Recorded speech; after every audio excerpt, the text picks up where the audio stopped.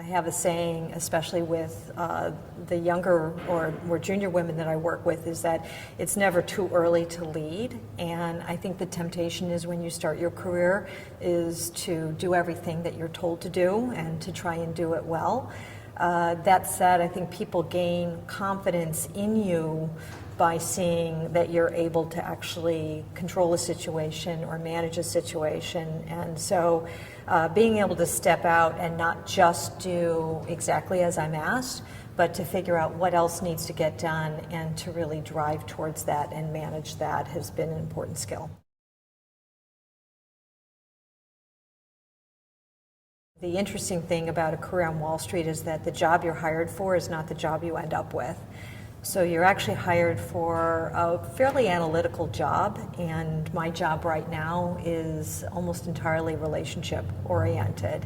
And so it's not only do you have to do the individual things well, but you have to make the transitions. And you have to transition from being someone that is excellent at producing spreadsheets and analysis to someone that is excellent at managing a project to someone that is excellent at developing a client relationship. And so I think the best thing about the job and the most challenging thing about the job is that it's constantly changing.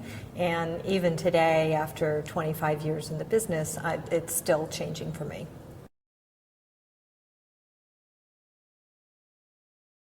I actually asked for a role at Goldman Sachs that would help diversity, and certainly my sweet spot is with gender diversity, mostly because I feel as though financial services and investment banking in particular is an incredible place for women. I think women are very, very good at it. And I feel that sometimes men and women don't get the advice that they need very early on, and the worst case scenario is that they don't even pursue the field because they don't think it's right for them or they're not well suited for it. And so my goal is to, try and reach out earlier in people's careers, either before they're making that decision or when they're earlier in their career, to help them to understand that it's not a binary decision of yes or no. It's really figuring out what it is that you're good at and how do I fit into this world.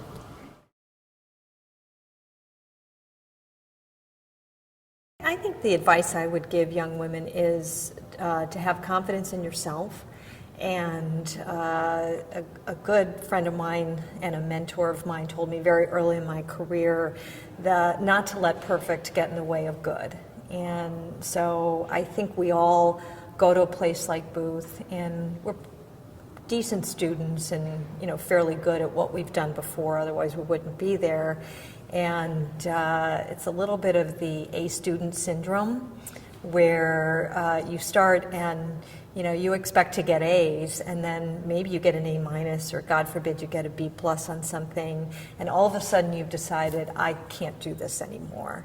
And or you work so hard to try and have the perfect answer to something that sometimes you just need to move forward and start with a good answer and then look on making those improvements. And so I don't like the A grades to get in front of the B grades, and I don't like the perfect to get in the way of actually someone being very good at what they do.